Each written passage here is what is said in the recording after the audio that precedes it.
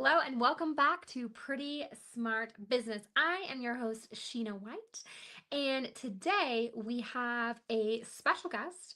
Her name is Jenny Elinora, and Jenny is a creativity empowerment coach and artist who helps women over 50 rediscover their voice and pursue their creative dreams. Drawing from her own powerful journey from silenced to celebrated, Jenny combines somatic practices, vibrational healing, and deep coaching to guide women past self doubt and into bold self expression. With over 30 original songs and a Tammy Award to her name, she now empowers others to reclaim their creativity and shine. Welcome, Jenny.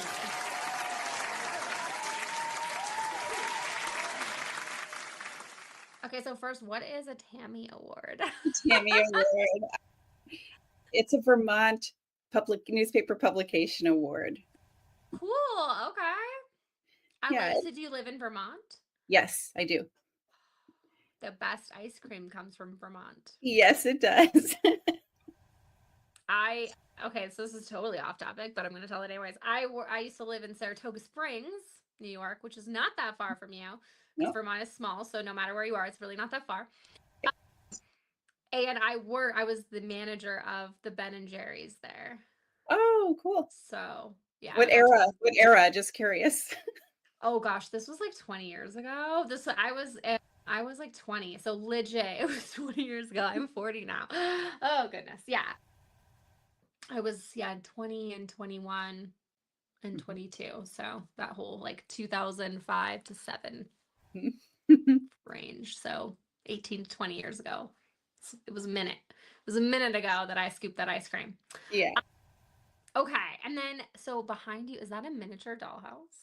It is. It's one of it was my creative COVID project. No, not that one specifically, actually.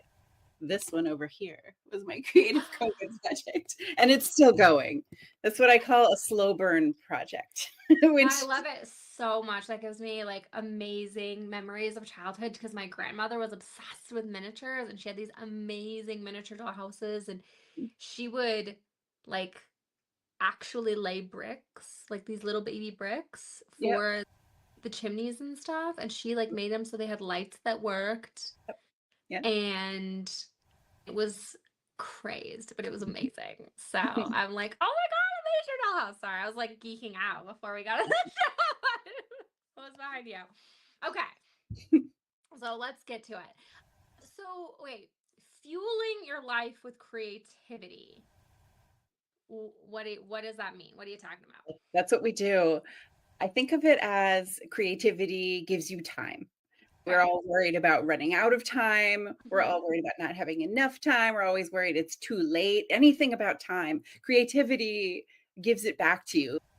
Okay. I think culturally we're like taught that like play and creativity are separate from daily life and what we do like after our responsibilities are done, but it's really more part of our lives. And when we put play and creativity at the center of our lives, we gain time, I'd say in three ways. We gain more energy for our responsibilities to fulfill them. We feel less stressed. So then we're going to live longer. So that's another way we gain time. And we feel more joy. So then the more we practice creativity and play, the easier it is to get into a state where time feels like it's standing still. Okay. Okay. I like Oh, it. Okay.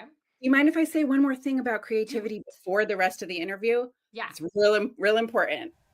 Anyone listening, I would like you to set aside any thoughts like I'm not creative or I'm not creatively talented or anything that's limiting like that comes up.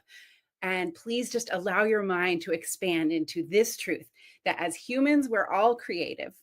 We're all creative beings and creativity is our birthright. I just wanted to get that out of the way, make sure everybody is set up to expand our minds. Yeah, I think sometimes it comes down to okay, so I think about myself. So I am in finance and like Mhm. I love a spreadsheet.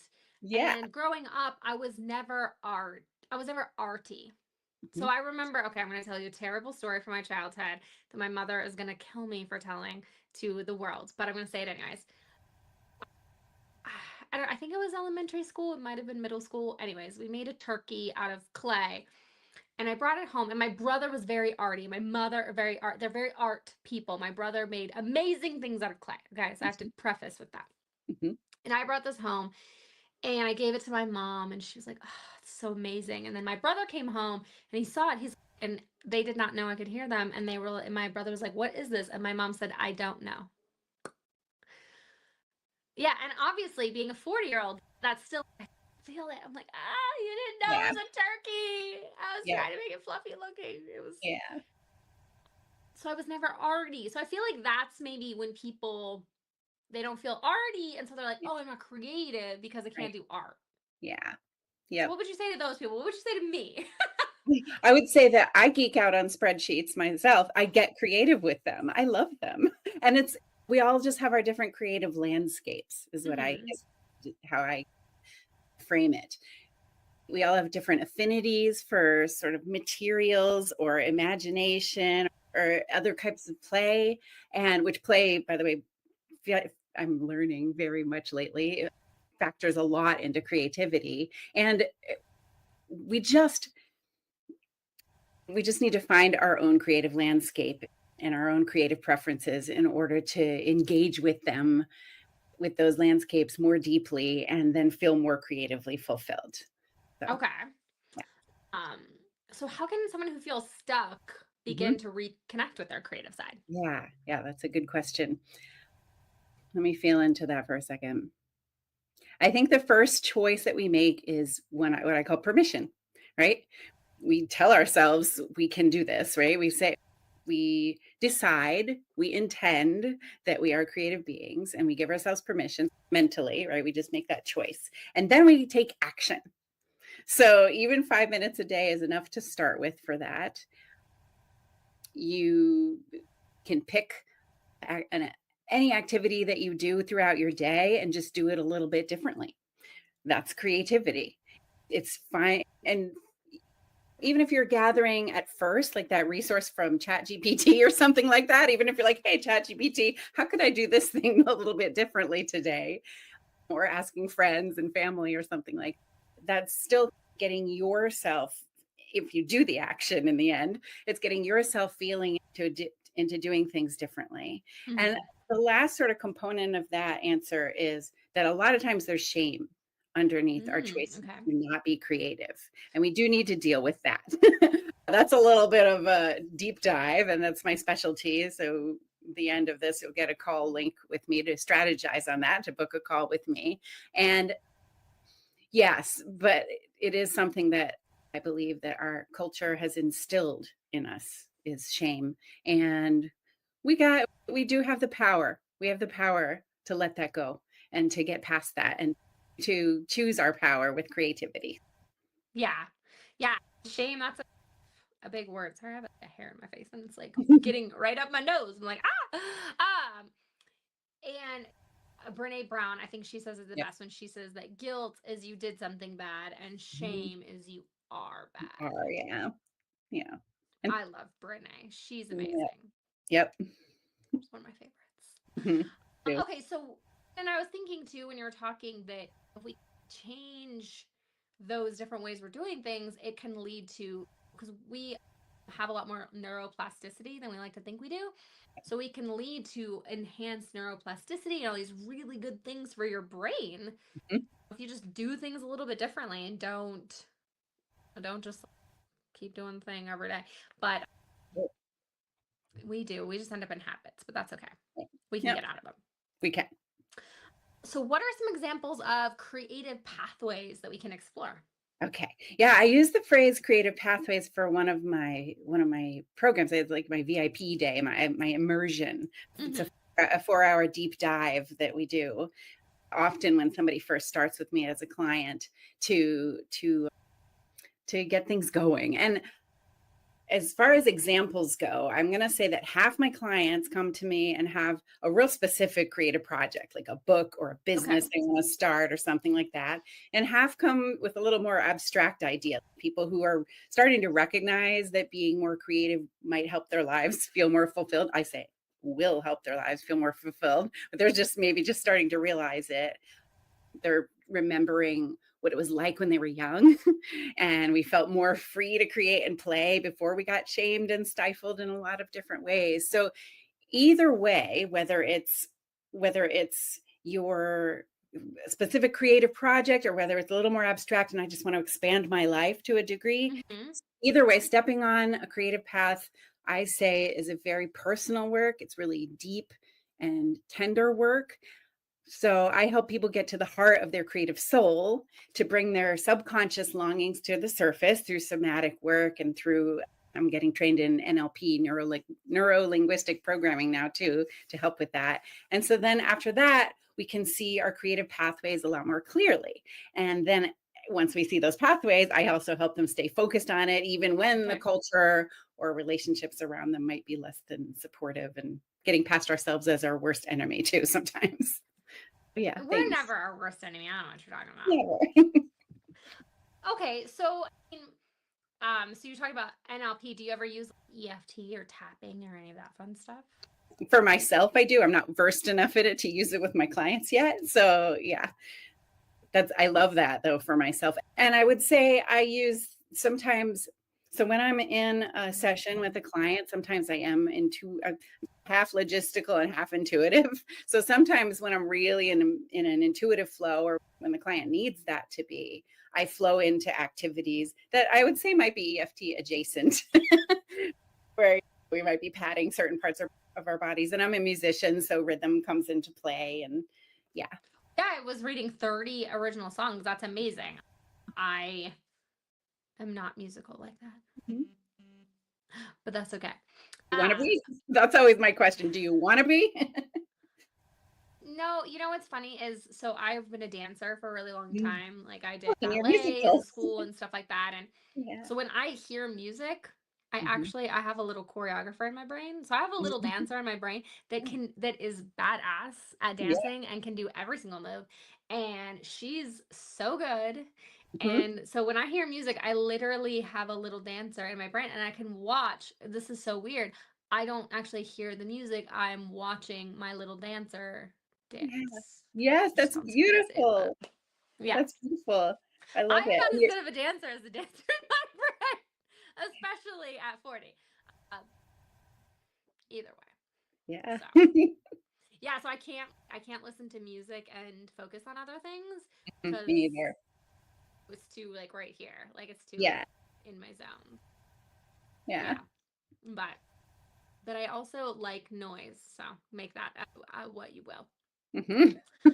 Okay, so then tell me about your journey because it was talking about in your bio about you being silenced and now celebrated. So, Mhm. what was tell me more about your journey to where you Yeah. are now.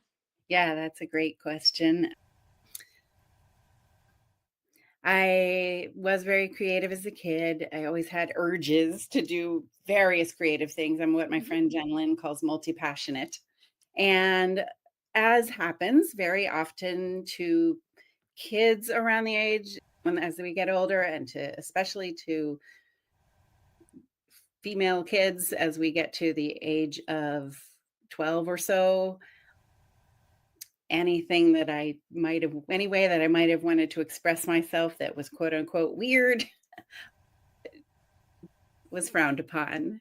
And not necessarily in my family alone at home, which is a blessing, but definitely within school settings and things like that. And I it's what Julia Cameron calls creative monsters. That she's the one who wrote The Artist's Way. And I let that stuff because I had other it dovetailed with some trauma and stuff. So I let Mhm. that stuff stifle me. I let it silence me. I stopped expressing myself. Mostly my creative expression, even now, comes through in my voice, my physical voice, through singing and speaking. And I didn't do that until from like probably in public from the age, except for maybe a few sporadic things here and there, from the time I was a preteen till I was 33 years old. So 20 something years. And at that time, I met someone who helped me very much. I don't know, offhand said out loud, which I never said to anybody. Oh, I wrote a song the other day, and I don't even know why I said it, but that person turned out to be the one who was he was a musician, is a musician, and is my partner now, by the way. Fast forward, but anyway, I'll go back. And he supported me. He's, oh, wow, that's so cool. And it was unconditional. It was like, it didn't matter if it was quote unquote good or not. He supported me unconditionally. And somehow out of that, very quickly, like within a few months of him saying, hey, I want to hear your song, and hey, maybe we should present this and perform this, or to pulling me in on a community music project, somehow I ended up starting to teach voice to people in the community too. And so I was like staying one step ahead of everybody with learning about voice in a more conscious way than I had before that. And I ended up coaching in voice and performance for 10, 15 years, all ages. And I say 10, 15 because sometimes it wasn't coaching. Sometimes it was more like camps and stuff like that I did. And yeah, and then at the age of 50, which was a couple of years ago, I put out my first solo album, and I put out a couple in the same year. I had been working with bands as well all along, all through Mm-hmm. that time as well, and collaborating on things like that.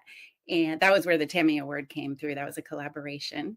And I once I fulfilled my solo project a couple of years ago, that was when I realized that I had been helping people all along to have these creative transformations. Every once in a while, one of my like voice students or somebody who came to me for songwriting help was having this like whole transformation where they would end up like finishing a book that they'd been working on for decades or something like that. And so then, yeah, I'm like, oh, I think I'm more of a creative transformation coach, and I have some vibrational healing skills and talents as well. So I'm going to go ahead and explore that. And I launched Grow Your Whole Voice about a year ago now on summer solstice last year. And I've been treating it like a business for the first time in my life, this coaching thing. So I'm having a blast with helping people have creative transformation. So as a female entrepreneur, what has been like the most difficult part of everything over the last year? Inside, Okay. inside my own mind. And I, I give myself a lot of grace with that and empathy for that, because there's reasons that the things inside my mind are there. There's reasons that females are not necessarily as supported within our culture as other people. And there's all sorts of different ways that various types of people's voices can be stifled throughout our lives. And yeah, but what ends up happening throughout childhood and as you get older, even if those things are looping in your head, is it ends up being you yourself who's doing that to yourself, like I was saying earlier about being our own worst enemy. So Mm-hmm. yes, so the fact, and I believe now that almost any womanpreneur these days is probably having to work pretty hard and pretty joyfully also at the same time on our self-talk and our internal landscape to allow ourselves to even do this thing that is so brave within the world.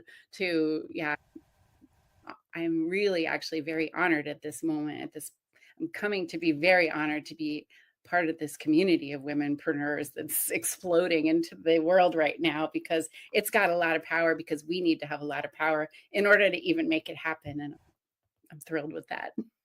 I love it. I love it.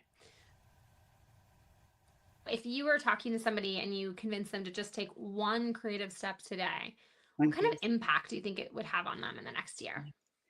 Yeah, I've had